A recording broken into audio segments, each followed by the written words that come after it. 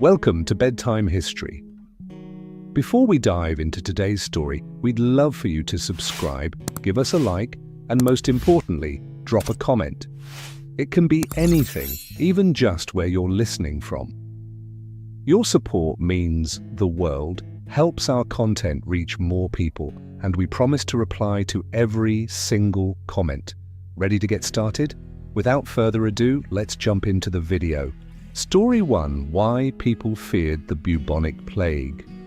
In the annals of human history, few events have cast as long and dark a shadow as the Bubonic Plague, particularly the devastating pandemic of the 14th century, known as the Black Death. This was no mere illness, it was a force of nature, a relentless scourge that swept across continents, leaving behind a trail of death, despair, and transformation. To understand why people feared the bubonic plague, not just in the medieval world, but even in the echoes of its memory today, we must delve deep into its nature, its spread, its symptoms, and the profound ways it reshaped societies, economies, cultures, and psyches. And this is a tale of terror, mystery, and the fragility of human existence, told through 10 lenses that reveal why the plague was and remains a symbol of dread. The bubonic plague was a bacterial infection caused by Yersinia pestis, a microscopic organism with a catastrophic impact. Carried primarily by fleas that infested rats, the plague was a master of stealth, spreading silently until it erupted in human populations with devastating force. While the disease likely originated in Central Asia, it became infamous during the Black Death of 1347-1351, a pandemic that killed an estimated 30% to 60% of Europe's population, tens of millions of people in a world far less populated than ours. But the plague wasn't confined to Europe. It ravaged Asia, the Middle East, and North Africa, leaving no corner of the known world untouched. The plague manifested in 3 forms, each more terrifying than the last. The bubonic form, named for the swollen lymph nodes called buboes, was the most common. These painful, pus-filled swellings appeared in the armpits, groin, or neck, marking the body's futile attempt to fight the infection. The septicemic form attacked the bloodstream, poisoning the body from within, often killing before buboes could even form. The pneumonic form, the deadliest, infected the lungs, allowing the plague to spread through the air with a single cough or sneeze. In a time when medicine relied on superstition and rudimentary theories, the plague was a death sentence, striking indiscriminately across class, age, and faith. The Black Death wasn't the plague's only appearance. It emerged in earlier pandemics like the plague of Justinian in the 6th century and returned in later outbreaks such as the Great Plague of London in 1665-1666. Each time, it left societies reeling, cementing its reputation as a harbinger of doom.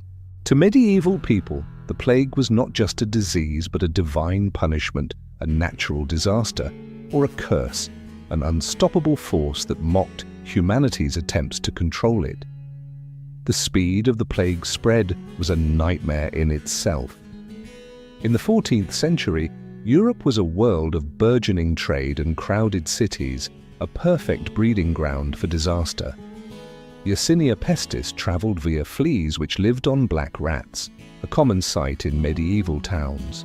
These rats thrived in the squalor of urban life, where open sewers, rotting food, and unwashed bodies created a paradise for vermin. A single flea bite could transfer the bacteria to a human, and from there, the disease spread like wildfire. But it wasn't just fleas. The pneumonic form of the plague, though rarer, was airborne, making it terrifyingly contagious. A sick person's cough could infect an entire household. Trade routes amplified the plague's reach. Merchants, sailors, and travelers carried infected fleas in their clothing, goods, or ships. The port of Messina in Sicily, where the Black Death first entered Europe in 1347, became a gateway for the disease, which then raced along trade networks to cities like Florence, Paris, and London. Within months, it had engulfed the continent. Medieval hygiene, or the lack thereof, was a key accomplice. People rarely bathed, believing water opened the body to disease. Waste was dumped in streets or rivers, attracting rats. Homes were cramped, with families sharing beds and floors, making transmission inevitable. Ignorance played a cruel role. People didn't know to isolate the sick or avoid contact with the dead. Instead, they gathered in churches to pray for deliverance or fled to other towns, unwittingly carrying the plague with them.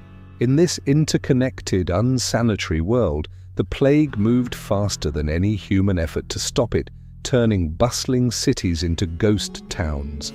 The symptoms of the bubonic plague were a descent into horror. It began innocently enough, a fever, chills, and aches that could be mistaken for a common illness. But within hours, the body betrayed its host. Victims grew weak, their muscles screaming with pain, their minds clouded by fatigue. Nausea and vomiting often followed, as the body tried to expel the invisible invader. Then came the hallmark of the disease, buboes. These swollen lymph nodes, often the size of apples, appeared in the armpits, groin, or neck. They were excruciating, filled with pus and blood, and often burst open, releasing a foul stench. In severe cases, the skin turned black from internal bleeding or gangrene, earning the plague its grim nickname, the Black Death. The septicemic form caused dark, mottled patches across the body, as if death were painting its victim. The pneumonic form brought bloody coughing and labored breathing, a sign that death was imminent. Imagine a farmer waking to a slight fever, dismissing it as fatigue from a long day's work. By midday, a painful lump forms in his groin. By evening, he's delirious, his skin darkening, his family watching in helpless terror. The symptoms weren't just physical, they were a public spectacle, visible proof of the plague's grip. Neighbors could see the buboes, smell the decay, and hear the screams of the dying. This wasn't just illness, it was a grotesque performance of mortality, etched into the minds of all who witnessed it. In the 14th century, the plague was a mystery wrapped in terror. No one knew what caused it. Germ theory was centuries away, and microscopes didn't exist. To the medieval mind, the plague was a divine act, God's wrath for humanity's sins. Priests preached that it was punishment for greed, lust, or heresy. Others blamed miasma, a poisonous air rising from swamps or decaying matter. Some pointed to astrological events like comets or planetary alignments as the source of the calamity. Superstitions flourished. Was it a curse, witchcraft, poison spread by outsiders? This ignorance bred panic. Without a cause, there could be no cure. Doctors trained in ancient Greek and Roman texts were powerless. Their remedies, bleeding patients, burning herbs, or applying leeches, often worsened the suffering. Some prescribed drinking molten gold or wearing amulets, desperate grasps at hope. Communities turned on scapegoats, blaming Jews, lepers, or foreigners for spreading the plague. In cities across Europe, thousands of Jews were massacred, accused of poisoning wells or conspiring with the devil. The unknown made the plague more than a disease. It was a spectre, a force that could strike anyone, anywhere, without reason or mercy. The fear of the unknown wasn't just intellectual, it was visceral. Every stranger was a potential carrier, every breeze a vector of death. People locked themselves in their homes, but the plague seeped through cracks. The absence of answers left room for despair and the sense that humanity was at the mercy of an invisible, unstoppable force. If the plague's mystery was terrifying, its speed was paralyzing. The bubonic form typically killed within 3 to 7 days of the first symptoms, but the septicemic and pneumonic forms could kill in hours. A healthy person could be laughing at breakfast and dead by supper. Entire families vanished overnight, their homes left silent. In cities, the death toll was so high that church bells rang constantly. until there were no bell ringers left. Carts rolled through streets, collecting bodies with the grim call, "Bring out your dead!" This rapidity made the plague a unique kind of terror. There was no time to prepare, no chance to say goodbye. A merchant could leave home healthy, only to return carrying the seeds of his family's destruction. The unpredictability was maddening. Some survived, defying all odds, while others succumbed in hours. No one knew why.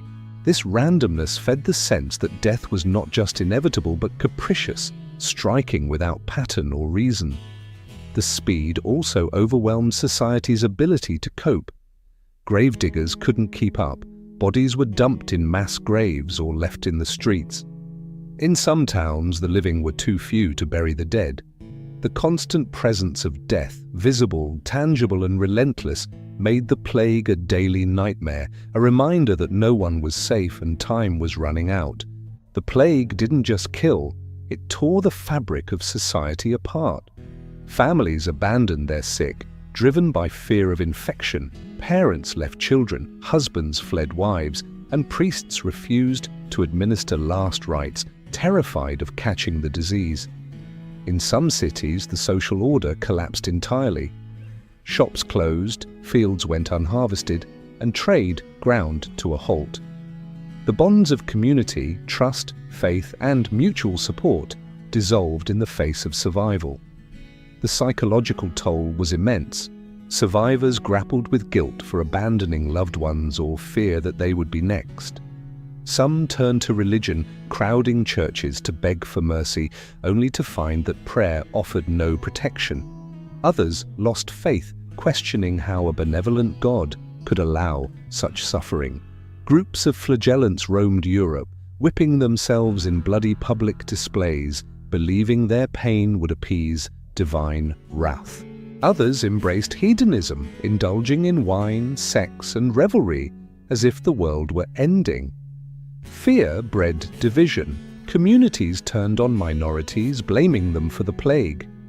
Jews, in particular, faced horrific persecution, with entire communities burned alive in cities like Strasbourg and Mainz.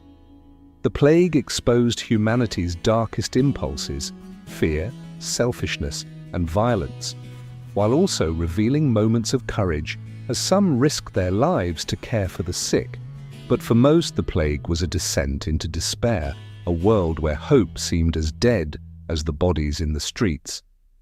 The Black Death's death toll is almost unimaginable. Between 1347 and 1351, it killed an estimated 30% to 60% of Europe's population, some 20 to 50 million people. In Asia and the Middle East, the losses were equally catastrophic, though records are less precise.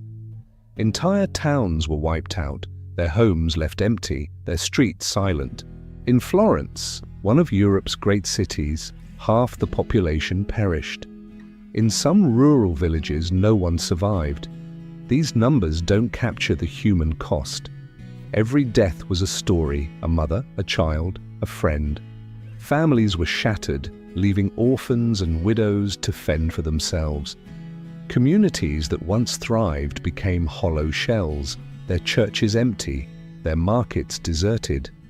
The scale of loss created a sense of apocalyptic dread, as if the world itself were ending. Survivors described cities where the only sounds were the creak of death carts and the wails of the grieving. The loss wasn't just immediate, it reshaped the future. With so many gone, the labor force dwindled, fields went fallow, and economies collapsed. But it also planted the seeds of change, as survivors gained leverage in a world desperate for workers. The sheer scale of death made the plague a turning point, a catastrophe that redefined the medieval world. The plague's devastation upended the medieval economy. With millions dead, labor became scarce. Peasants, once bound to their lords under the feudal system, suddenly held power.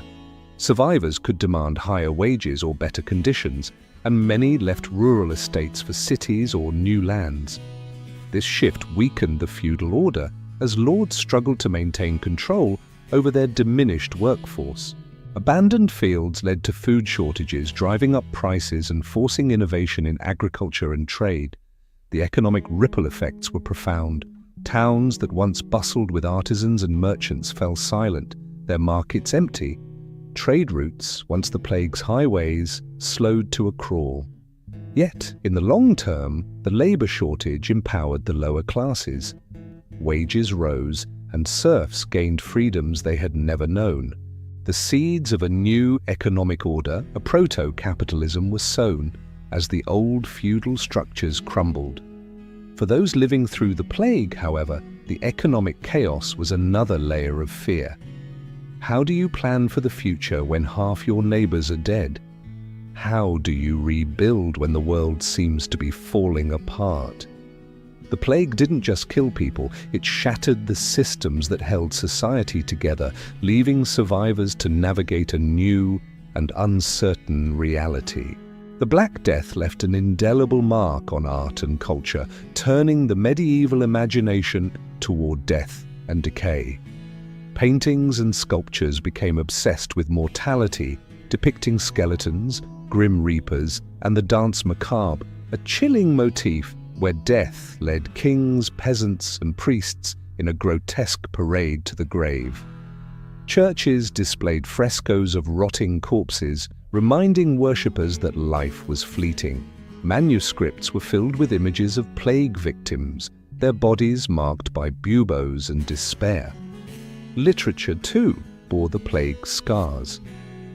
Giovanni Boccaccio's Decameron, written in the wake of the Black Death, tells of young nobles fleeing Florence's plague-ridden streets, their stories a mix of humor, tragedy, and defiance. Poetry and songs grew dark, lamenting the fragility of life. Even architecture reflected the plague's influence, with grand cathedrals left unfinished as workers and patrons perished. This cultural shift wasn't just artistic, it was psychological. The plague made death a constant presence, a shadow over every moment. Art became a way to process the trauma, to make sense of a world where no one was safe. These works endure, haunting us with their stark reminder of mortality and the plague's grip on the human soul. In 2025, the bubonic plague is no longer the apocalyptic threat it once was. Antibiotics like streptomycin can treat it, and modern sanitation has curbed its spread. Yet the plague persists in isolated regions, parts of Madagascar, the Congo, or the American Southwest, where fleas still carry Yersinia pestis. Outbreaks are rare but deadly if untreated, a reminder that the plague is not extinct. Its true power lies in its legacy. The Black Death is a cultural touchstone, a symbol of humanity's vulnerability. Movies, books, and games draw on its imagery, from zombie apocalypses to dystopian pandemics. The plague taught us that civilization is fragile, that a single microbe can topple empires. In an era of global travel and emerging diseases, this lesson resonates. We fear the plague not just for its past, but for what it represents, the chaos that lies just beyond our control. The memory of the Black Death lingers in our collective psyche, a warning etched in history. It reminds us that no matter how advanced we become, nature can still humble us. The plague's terror, its speed, its mystery, its indiscriminate slaughter lives on in our stories, our fears, and our fascination with the edge of survival. The bubonic plague was more than a disease. It was a cataclysm that reshaped the world. It killed millions, shattered societies, and rewrote the rules of economics, culture, and faith. People feared it because it was relentless, unknowable, and unstoppable, a force that exposed humanity's fragility. As you drift into sleep, picture those medieval streets, the silence of empty homes, the creak of death carts, the whispers of survivors praying for dawn. The plague is gone, but its shadow remains, a reminder that even in our modern world, we are never far from the abyss. Story 2. How soldiers in the Old West fought disease.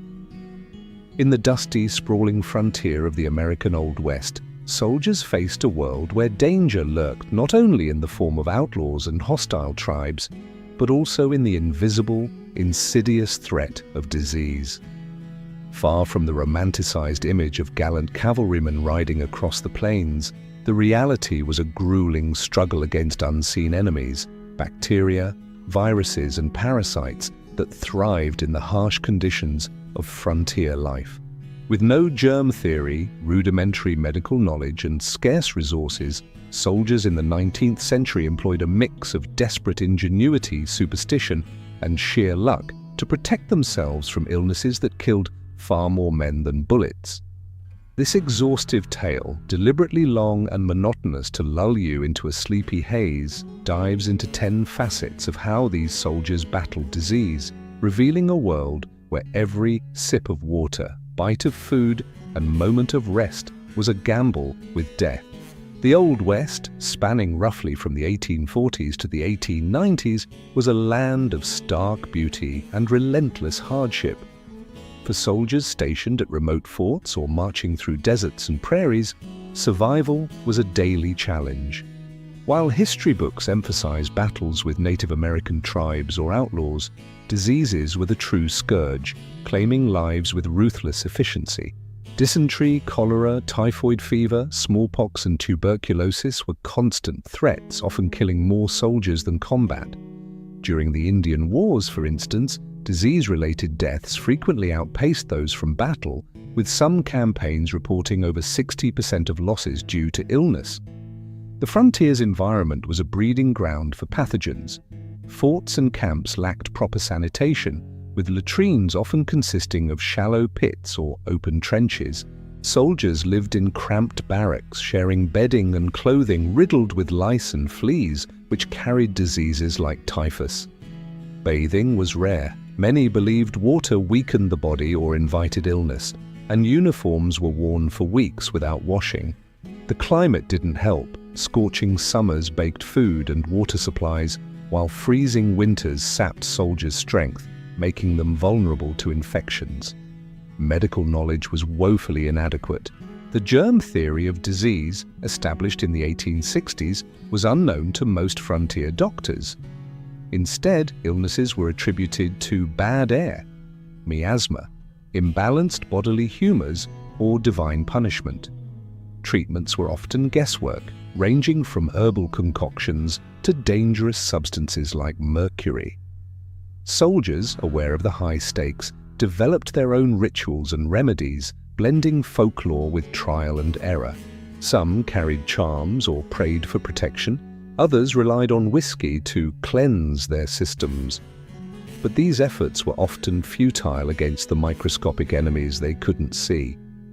The psychological toll was immense. Soldiers lived in constant fear of falling ill, knowing that a fever or a cough could lead to a lonely death in a remote outpost. This fear shaped their daily lives, from the cautious way they drank water to the rituals they performed before eating. Yet, their lack of scientific understanding meant that even their best efforts were often doomed. As we explore the following topics, we'll see how soldiers navigated this perilous world, where every decision carried the weight of survival. Water was a soldier's lifeline, but in the Old West, it was often a poisoned chalice. Rivers, streams, and wells were the primary sources of drinking water, but they were frequently contaminated. Human and animal waste, decaying matter, and runoff from camps turned clear streams into breeding grounds for bacteria like Shigella, causing dysentery, Vibrio cholerae, cholera, and Salmonella typhi, typhoid fever. Dysentery caused severe diarrhea and dehydration, often fatal in the absence of clean water or medical care. Cholera could kill within hours, with victims losing gallons of fluid through vomiting and diarrhea. Typhoid fever, marked by high fevers and delirium, spread through contaminated water and food, wiping out entire garrisons. Soldiers were aware that water could be dangerous, but their options were limited. Boiling water was the most effective method to kill pathogens, but it required time, firewood, and a pot, resources often unavailable on long marches, or in hastily built camps. A soldier on patrol might carry a canteen filled from a muddy creek, with no choice but to drink it raw. Some tried filtering water through cloth or sand, but these methods were ineffective against bacteria. Others added whiskey, vinegar, or even gunpowder to their water, believing these could purify it. These practices were rooted in folklore, not science, and offered little protection. The logistics of water supply were a nightmare. Forts were often built near rivers or springs, but these could dry up in summer or become foul during heavy rains.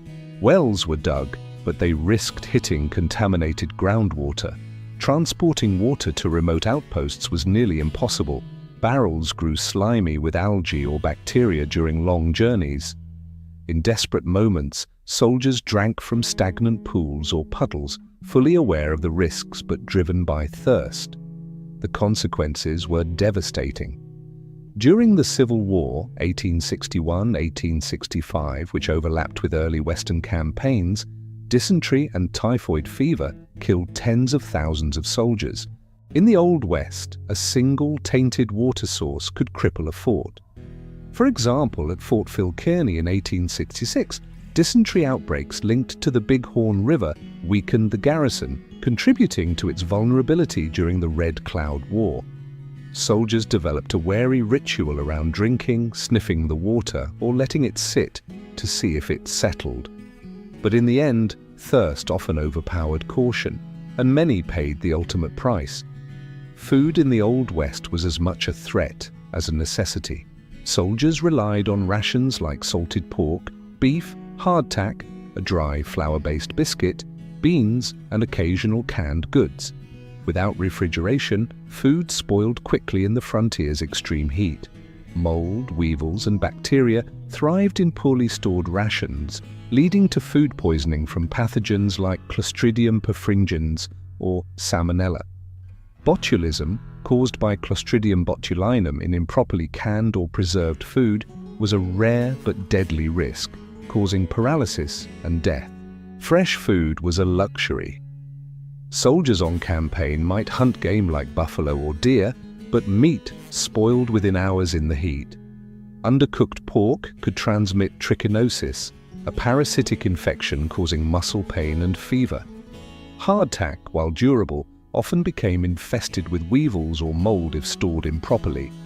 Canned goods, a mid-19th century innovation, were prized but unreliable. Poor sealing techniques allowed bacteria to grow, and soldiers sometimes opened cans to find rancid contents, yet ate them out of hunger. To combat spoilage, soldiers and quartermasters used salting, smoking, or drying to preserve meat, but these methods were imperfect.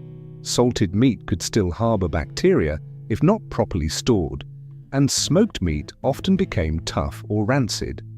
Some soldiers carried herbs like sage, thyme, or pepper, believing they could mask spoilage or aid digestion. Whiskey or rum was sometimes added to meals, not just for morale, but in the hope that alcohol could kill germs. Cooking over open fires was standard, but uneven heat often left food undercooked, allowing pathogens to survive. The results were grim. A single bad meal could sicken an entire unit, leaving soldiers vomiting or racked with diarrhea in the middle of a campaign.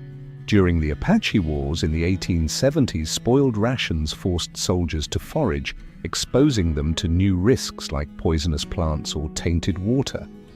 Soldiers developed a grim humor about their food, joking about weevil stew or mystery meat, but the reality was no laughing matter.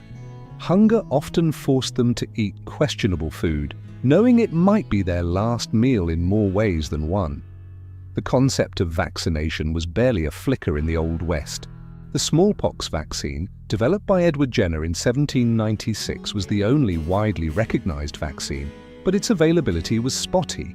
Smallpox, caused by the variola virus, was a brutal disease, with pustules covering the body and a mortality rate of up to 30%.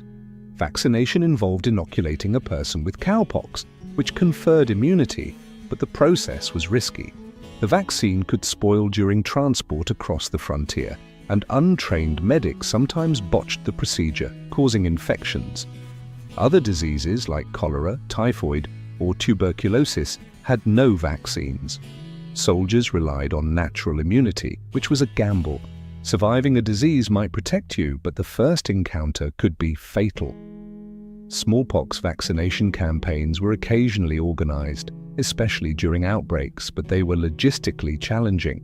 Forts like Fort Laramie or Fort Apache often went months without medical supplies, leaving soldiers defenseless.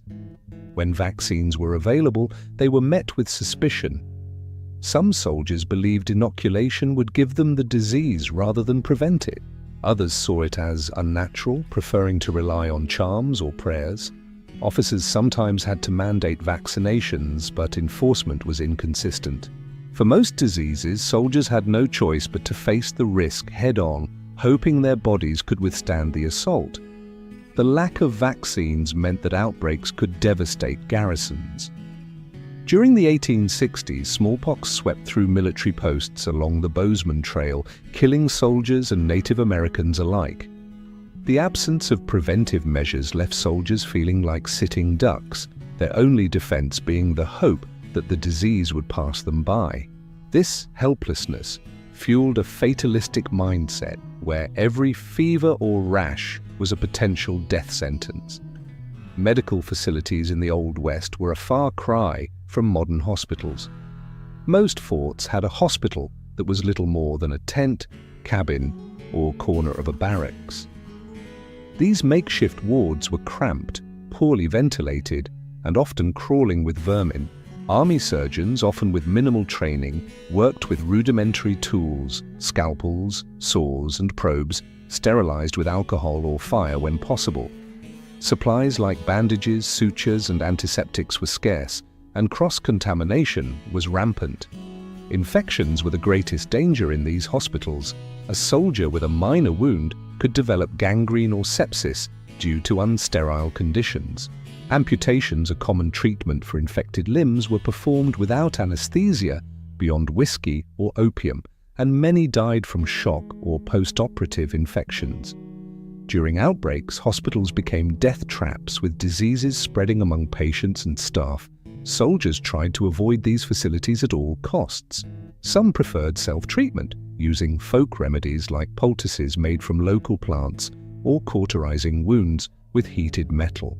Others relied on comrades to patch them up, sharing whatever medicines they had. The fear of hospitals was so great that some soldiers hid their symptoms, risking death rather than entering a place where they might catch something worse. The lack of proper medical care meant that even minor illnesses could escalate. A soldier at Fort Riley in 1867, suffering from a simple fever, might end up in a hospital tent where he contracted dysentery from a neighbor. Army surgeons did their best, but their tools and knowledge were limited. The hospital was less a place of healing and more a grim reminder of the frontier's harsh realities. The medicines available to Old West soldiers were often as dangerous as the diseases they aimed to cure. Without standardized pharmaceuticals, Army surgeons and soldiers relied on a mix of herbal concoctions, patent medicines, and toxic substances. Opium and morphine were used as painkillers, often leading to addiction. Mercury, prescribed for everything from syphilis to dysentery, caused severe poisoning with symptoms like tremors and organ failure. Snake oil tonics, sold by traveling peddlers, promised cures but were often just alcohol or sugar syrup. Soldiers also turned to folk remedies. Some chewed willow bark for fevers, unaware that it contained salicin, a precursor to aspirin. Others drank teas made from sage, yarrow, or cactus, believing they could flush out illness. Whiskey was a universal cure-all used to dull pain, sterilize wounds, or settle stomachs. Some soldiers even ingested gunpowder or tobacco juice, thinking these could kill germs or expel parasites. These remedies were rarely effective and often harmful. Mercury could destroy kidneys, while excessive opium led to respiratory failure. Folk remedies, while sometimes soothing, couldn't combat bacterial or viral infections. The placebo effect was the best outcome most soldiers could hope for, as their bodies fought off illness on their own. or didn't. The reliance on dubious remedies reflected the desperation of the time. With no understanding of germ theory, soldiers and surgeons grasped at anything that seemed promising. A soldier might down a bottle of Dr. Miracle's elixir before a march, hoping it would keep dysentery at bay. The lack of reliable medicine left them vulnerable, their faith in these cures a testament to their fear of the alternative. Soldiers in the Old West developed habits and clothing practices to ward off disease, though these were often based on misunderstanding. Many wore bandanas or kerchiefs over their faces to block dust, which they believed carried illness. This practice offered some protection against respiratory infections, but soldiers didn't know why. Keeping beards short was another habit, as long beards were thought to trap bad air or harbor lice. Uniforms were heavy wool designed for durability, but they trapped sweat and dirt, creating breeding grounds for bacteria. Personal hygiene was a challenge. Bathing was rare, as water was scarce and soldiers feared it weakened their defenses. When they did wash, they used harsh lye soap, which could irritate skin and invite infections. Some soldiers carried combs to remove lice, but infestations were common. They avoided close contact with sick comrades when possible, but cramped barracks made this difficult. The frontier's environment undermined these efforts. Dust storms coated everything in grime, and soldiers often went weeks without changing clothes. The heat of summer or the chill of winter made maintaining hygiene nearly impossible. Soldiers' attempts at prevention were valiant but often futile, as the true causes of disease, bacteria and viruses, remained invisible to them. Venereal diseases like syphilis and gonorrhea were rampant in the Old West, particularly among soldiers who frequented brothels during rare visits to towns. Syphilis, caused by Treponema pallidum, could lead to sores, rashes, and, if untreated, neurological damage years later. Gonorrhea caused painful urination and infertility. Both were incurable in the 19th century, and soldiers carried these infections back to their forts, spreading them further. Condoms made from animal intestines were available but rare and unreliable. Most soldiers didn't use them either due to cost, discomfort, or ignorance. Some relied on post-coital cleansing with alcohol or mercury-based washes, which were ineffective and harmful.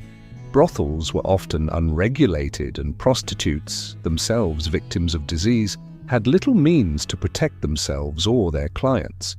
The consequences were severe. A soldier infected with syphilis might not show symptoms for years, unknowingly spreading it.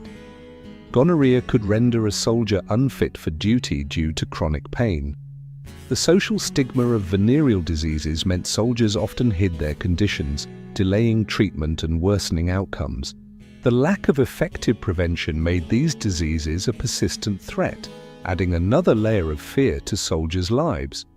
When disease outbreaks struck, soldiers attempted to isolate the sick, but their methods were crude. Infected soldiers were often placed in separate tents or cabins, sometimes miles from the main camp.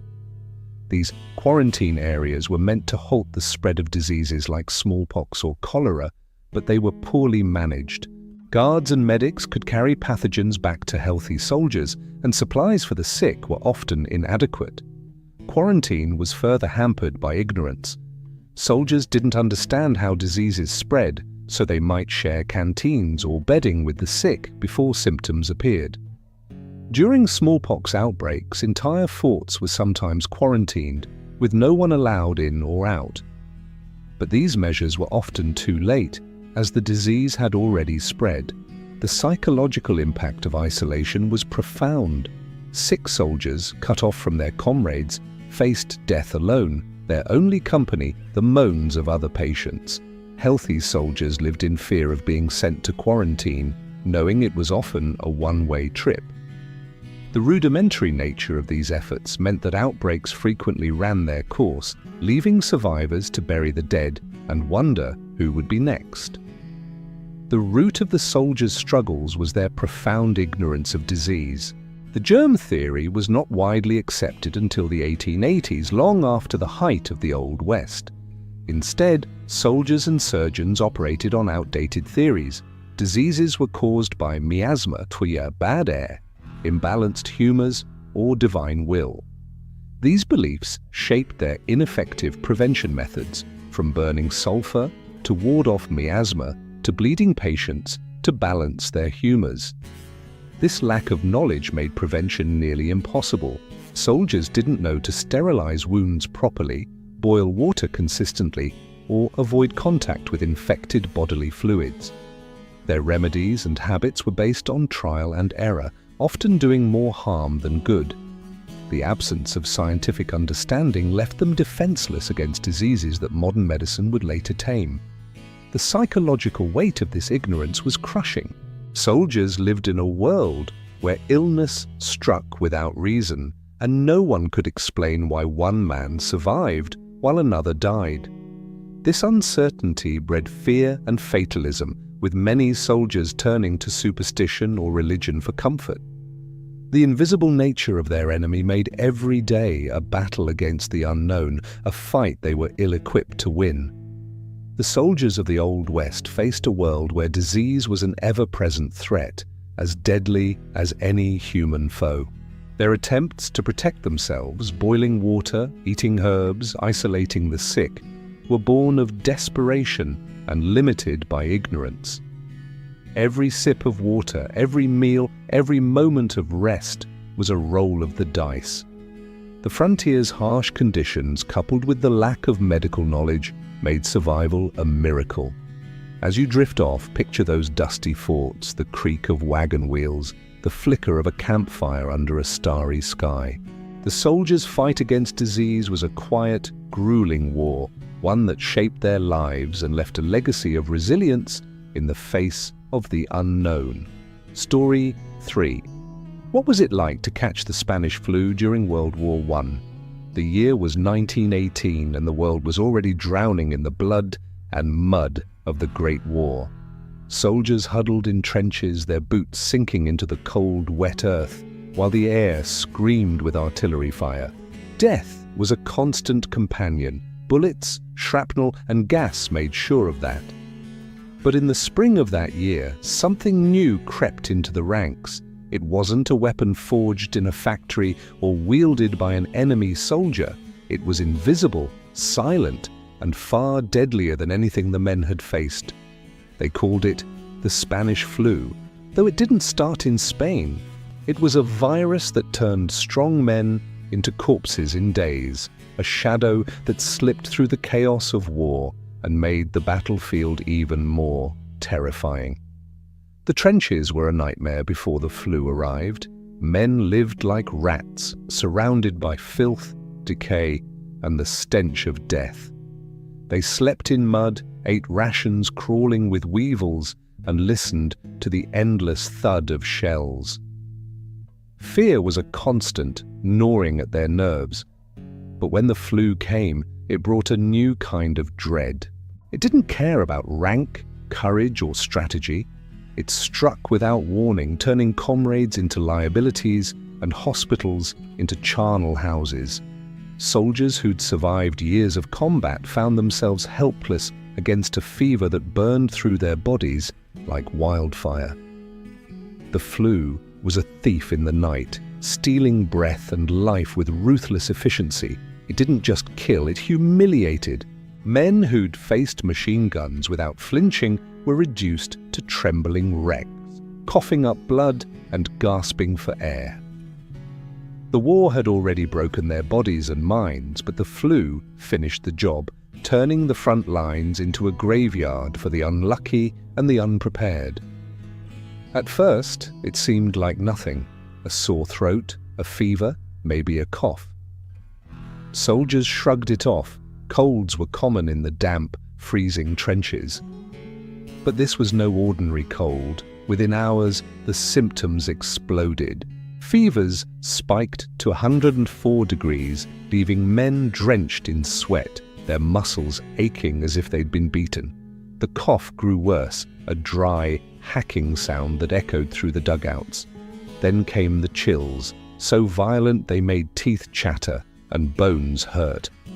By the second or third day, the truth became clear. This was no mere sniffle. Men's faces turned pale, then blue, as their lungs filled with fluid. Blood trickled from noses and mouths, staining their uniforms. Some coughed so hard they fractured ribs. Others gasped for air, their eyes wide with panic as they realized they were drowning from the inside. The virus attacked the lungs, turning them into sodden sponges, useless for breathing. Doctors called it cyanosis when the skin took on that eerie purple hue. The soldiers called it hell. Death came fast, sometimes in less than 48 hours. A man could be joking with his buddies at dawn and be dead by dusk, his body carted off to a mass grave. Those who lingered suffered the most. They lay in cots, fully conscious, feeling their lungs betray them with every labored breath. Some begged for relief, others for their mothers. Most just stared at the ceiling, too weak to speak, their eyes glassy with fever and fear. The lucky ones slipped into delirium, their minds drifting to happier places before the end. The unlucky ones stayed awake, fighting for every breath until there were none left. If you wanted to design a perfect breeding ground for a killer virus, you couldn't do better than the trenches of the Western Front. Picture it, thousands of men packed shoulder to shoulder in narrow, muddy ditches. The air was thick with cigarette smoke, the reek of unwashed bodies, and the metallic tang of blood. Rats scurried over sleeping soldiers, carrying fleas and disease. Water was scarce, soap even scarcer. Hygiene was a luxury no one could afford when survival meant dodging bullets and shells. The trenches were a petri dish. Men shared canteens, cigarettes, and blankets, passing the virus from one to another with every breath, every handshake. There was no such thing as social distancing. You couldn't stay 6 feet away from your neighbor when you were crammed into a dugout, shoulder to shoulder, waiting for the next attack. Masks? A fantasy. The best you might get was a rag soaked in urine to protect against gas attacks, not exactly a barrier against a virus. The virus thrived in the chaos. A single infected soldier could spread it to his entire unit in hours.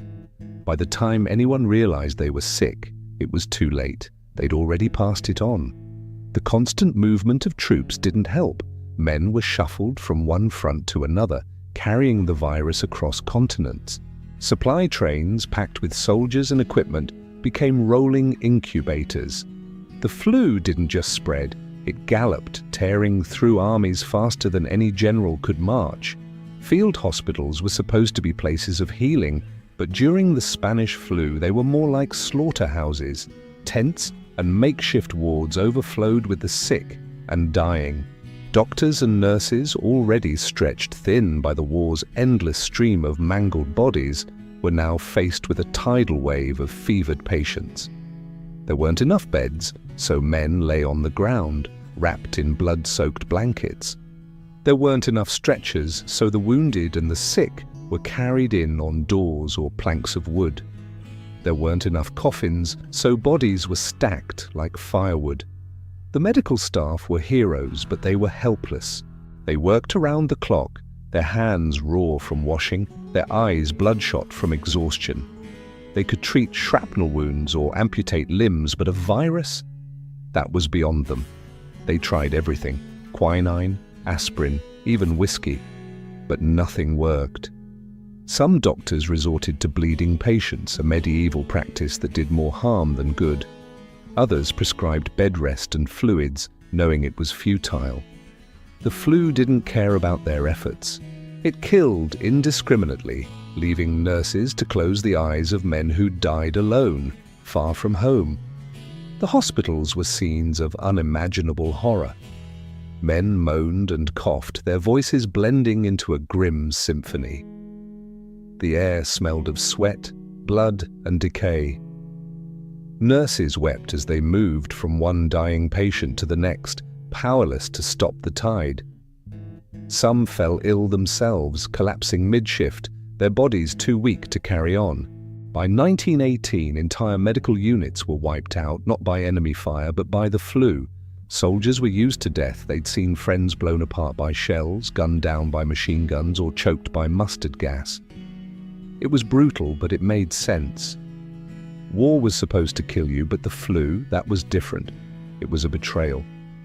A man could survive a hail of bullets, only to be felled by a cough. It didn't add up. You couldn't shoot a virus, couldn't outrun it, couldn't negotiate with it. It was an enemy you couldn't see, and that made it terrifying. The uncertainty was the worst part. Soldiers were trained to face danger head-on, to stare down the barrel of a gun and keep moving. But how do you fight something you don't understand? The flu didn't leave wounds you could bandage or injuries you could see. It attacked from within, turning your own body against you. Men whispered about it in the trenches, their voices low, as if speaking its name might summon it. Some called it a curse, others a German plot. No one knew what it was, only that it was unstoppable. The psychological toll was immense. Men who'd held their nerve through years of combat broke down under the flu's shadow. They'd seen too many friends die gasping, too many bodies carted off without explanation. Every cough, every sneeze became a death sentence. Paranoia set in. Was that tickle in your throat the flu, or just the damp air? Was your buddy's fever a sign of infection or just exhaustion? No one knew, and that ignorance bred fear. For the first time, soldiers felt truly powerless, not against the enemy across no man's land, but against the one inside their own lungs. In 1918, medicine was still in the dark ages when it came to viruses. Doctors didn't even know what a virus was. They thought the flu was caused by bacteria. There were no antivirals, no ventilators, no intensive care units. Antibiotics, which might have helped with the secondary infections that often finished off flu victims, wouldn't be invented for another decade. The best doctors could offer was rest, water, and a prayer. Treatments were a mix of desperation and guesswork. Some doctors tried mustard plasters, hoping the heat would draw out the infection. Others gave patients opium to dull the pain, or camphor oil to clear the lungs. None of it worked. In some hospitals, they experimented with serum therapy, injecting patients with blood from recovered flu victims, hoping it would boost immunity. It didn't. The death rate stayed sky high and the bodies kept piling up. For the soldiers, the lack of answers was maddening. They were used to clear orders, clear enemies, but the flu offered no such clarity. It was a lottery, and no one knew why some survived and others didn't. Young, healthy men, soldiers in their prime, were often the hardest hit. Their strong immune systems, instead of protecting them, went haywire, attacking their own lungs in a deadly overreaction called a cytokine storm. The irony was cruel. The fitter you were, the more likely you were to die. The numbers tell a grim story.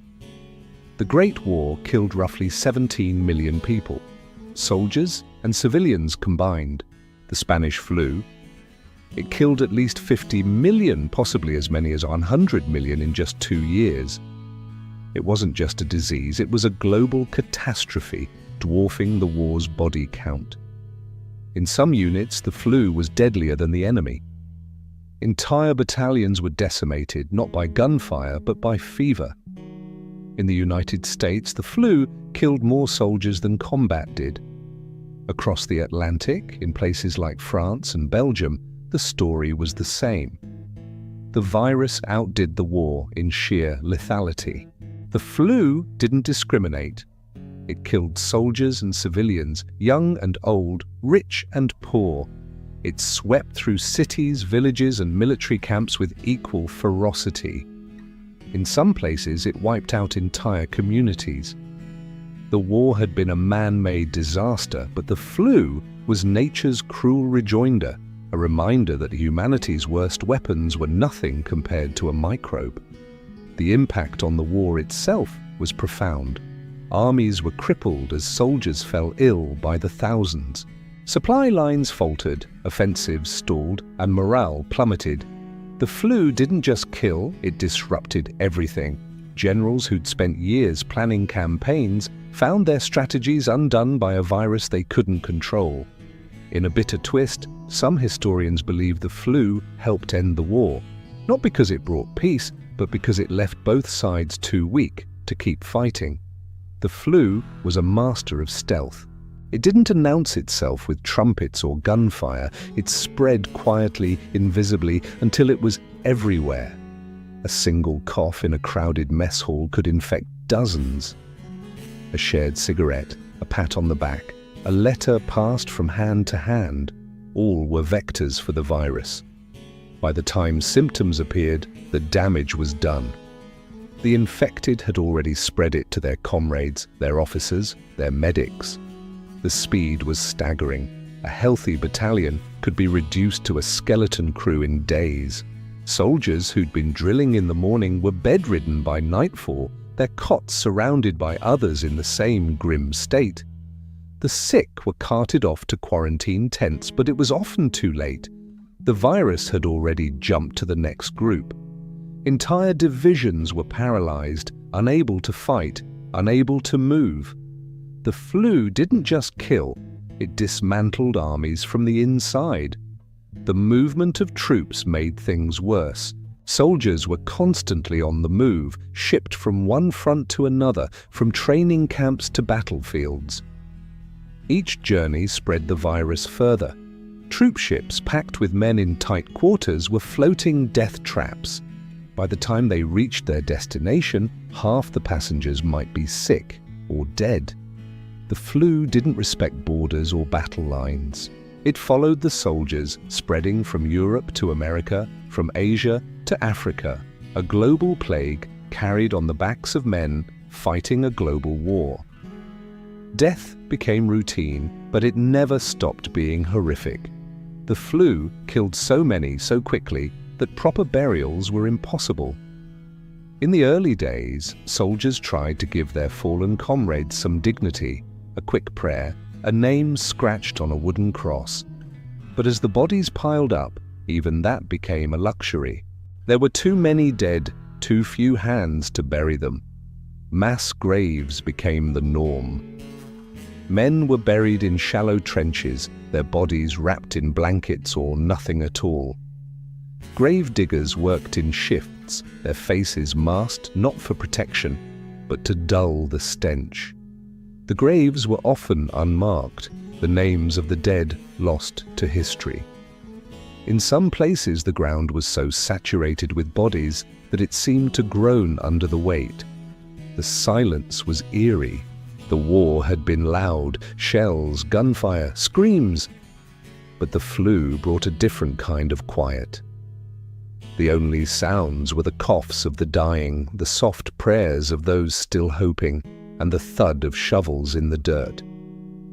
Survivors moved through the camps like ghosts, their faces drawn, their eyes hollow. They didn't talk about the flu, it was too big, too overwhelming. They just kept going, one foot in front of the other, praying they wouldn't be next. On November 11, 1918, the guns fell silent. The Great War was over, and the world exhaled. Soldiers, weary and broken, began the long journey home. They dreamed of reunions, of warm beds and hot meals, of a world without death. But the flu didn't sign the armistice. It kept killing, relentless and uncaring. The returning soldiers carried the virus with them. It spread from ports to cities, from cities to towns, from towns to villages. The flu didn't care about peace treaties or victory parades. It burned through civilian populations with the same ferocity it had shown in the trenches. Families who'd waited years for their sons to come home buried them instead. In some places, the death toll was so high that entire streets were emptied, their residents gone or grieving. The flu's legacy was one of loss and resilience. It killed millions, but it also showed humanity's stubborn will to survive. Doctors learned what they could, laying the groundwork for future battles against disease. Communities rebuilt, slowly, painfully. The war had ended, but the flu's shadow lingered, a reminder that some enemies can't be defeated with guns or treaties. It was a lesson written in blood, in graves, in the silence of those who'd seen too much to ever forget. Story 4. Why did women fear childbirth in the 19th century? In the 19th century, childbirth was not the joyful occasion it's often seen as today.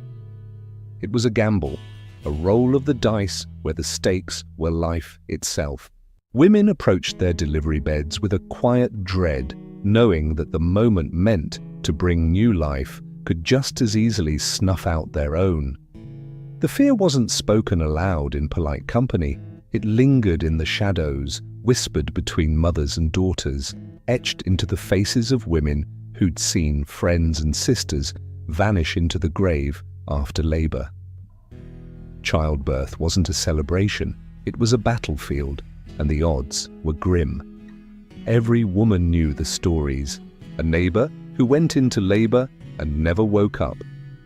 A cousin whose baby survived, but whose own life ebbed away in a pool of blood. The numbers were merciless. In some regions, as many as 1 in 5 women died during or shortly after childbirth. The risk was so real that many wrote their wills before their due date, preparing for the worst while hoping for a miracle. The joy of a new child was overshadowed by the specter of death, and every contraction carried the weight of that uncertainty.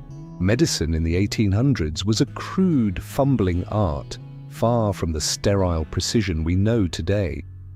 Doctors, often revered as saviors, were unwittingly agents of death. They moved from dissecting cadavers in medical schools to delivering babies in homes, their hands unwashed, their tools unclean.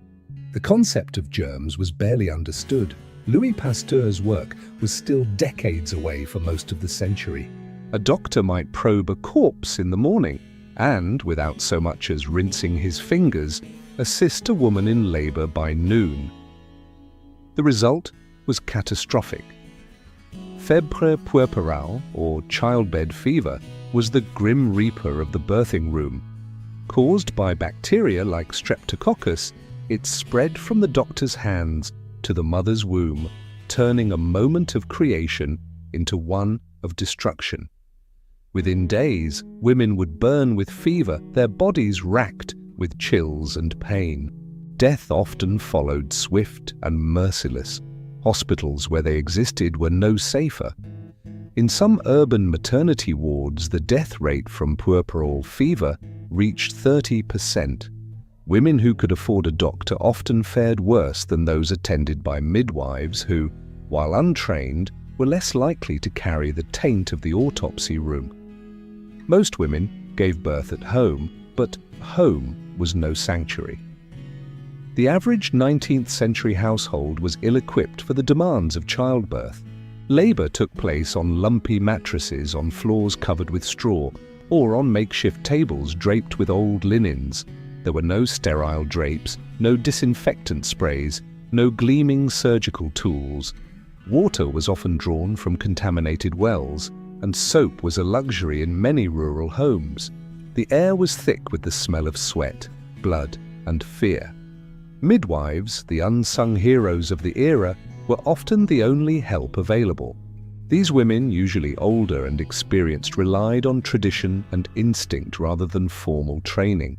They boiled water, tied off umbilical cords with string, and prayed for good outcomes. Some were skilled, their hands steady from years of practice. Others were less competent, their methods rooted in superstition, herbs, charms, or chants to ward off evil spirits. But even the best midwives were powerless against infection or hemorrhage. When things went wrong, there was no hospital to rush to, no ambulance to call. The home became a tomb, the bed a bier. The pain of childbirth was a given, a raw, animal force that tore through women's bodies with no reprieve. There was no epidural, no spinal block, no gentle numbing to ease the ordeal. Anesthesia was in its infancy. Ether and chloroform were introduced mid-century, but their use was rare, risky, and controversial. Many doctors and even some women believed pain was God's will, a punishment for Eve's sin in the Garden of Eden. To dull it was to defy divine order. Women endured hours, sometimes days, of excruciating labor. The lucky ones passed out from the intensity, their bodies granting them a brief escape. Others screamed until their voices gave out, their cries echoing through thin walls to anxious families waiting outside. The pain was only the beginning. If the baby was breech, if the labor stalled, or if the mother's strength failed, there were no safe cesareans to save the day. Crude surgical attempts often ended in death for both mother and child, the mother's body sliced open with unsterilized knives, her fate sealed by infection or blood loss. Hemorrhage was a silent killer, swift and unforgiving. If a woman bled too much during or after delivery, there was little anyone could do. Blood transfusions were unheard of. Doctors didn't understand blood types or how to replace lost blood. A woman might lie there, her life draining away in crimson pools, while midwives pressed rags against her body in a futile attempt to stem the flow. The room would grow quiet as her pulse weakened, her skin paling to a ghostly white. Postpartum hemorrhage was terrifyingly common. The placenta might not detach properly, or the uterus might fail to contract, leaving vessels open and bleeding. Without modern drugs like oxytocin to help the uterus clamp down, or surgical techniques to repair tears, death was almost inevitable. Families watched helplessly as mothers slipped away, their newborns crying beside them. The tragedy was compounded by its frequency. Hemorrhage was so common that it was almost expected, a grim possibility every woman faced as she went into labor. Even if a woman survived the birth itself, the danger wasn't over. The days and weeks following delivery were a gauntlet of risks. Infections, often introduced by unwashed hands or tools, could take hold in the torn tissues of the birth canal. Febre puerperal struck without warning, turning healthy mothers into fevered wrecks. Symptoms might start subtly, a slight fever, a vague malaise, but within hours the infection could spread, poisoning the blood and shutting down organs. Weakness was another enemy. Childbirth left women exhausted, their bodies drained from blood loss, pain, and the sheer effort of bringing a child into the world. Malnutrition, common among the poor, made recovery even harder. Without proper food or rest, a mother's strength could fail, leaving her vulnerable to illness or simply too weak to go on. Families were left with a cruel paradox: a healthy baby, but a mother gone forever. The silence that followed these deaths was deafening, a grief too heavy for words. Society in the 19th century had little sympathy for women's fears. Childbirth was seen as their duty, their purpose. Pain, risk, and even death were just part of the package, God's design for womankind. Doctors, most of them men, dismissed women's terror as hysteria or weakness. To complain was to fail at femininity itself. Women were expected to bear their suffering in silence, to smile through the pain, to accept death as a possibility without protest. This attitude permeated every level of care. Midwives might offer kind words, but doctors often saw their patients as vessels, not individuals. Medical texts of the time described women as designed for childbirth, their bodies built to withstand its trials. If a woman died, it was often chalked up to her own frailty or divine will, not the failings of medicine or the brutality of the process. The emotional toll, the fear, the anxiety, the dread of leaving children motherless was ignored. Women carried this burden alone, their voices stifled by a world that saw their pain as natural. The toll of childbirth wasn't just measured in mothers' lives. It left a trail of broken families. Newborns grew up without ever knowing their mothers, raised by grieving fathers or relatives who could barely cope. Older children, already familiar with loss, learned to tiptoe around their father's sorrow. Men became widowers overnight, their homes hollowed out by the absence of the women who'd held them together. In some communities, childbirth was deadlier than major diseases like tuberculosis or cholera. Rural areas, where medical care was scarce, were hit hardest. A single village might lose a dozen mothers in a year, leaving behind a generation of orphans. The social fabric frayed as families dissolved, and the economic impact was brutal. Widowers struggled to work while raising children alone, and extended families buckled under the weight of extra mouths to feed. The tragedy of childbirth rippled outward, touching everyone in its path. The fear of childbirth wasn't just personal, it was inherited. Mothers warned their daughters in hushed tones, sharing stories of pain and loss. Young women grew up knowing that pregnancy could be a death sentence, that the act of creating life might end their own. This knowledge bred a quiet terror, a shadow that hung over every marriage, every conception. Yet there was no outlet for this fear. To speak of it openly was taboo, a sign of ingratitude or lack of faith. When a mother died, the blame often fell on mysterious forces. It was God's will, people said, as if that explained the blood, the fever, the empty cradle. Survivors felt a gnawing guilt. Why had they lived when others hadn't? Families rarely spoke of the dead, their grief buried under the weight of daily survival. But the fear lingered, passed down like a cursed heirloom, shaping how women saw their bodies and their futures. The tide began to turn, but not soon enough for the millions who suffered.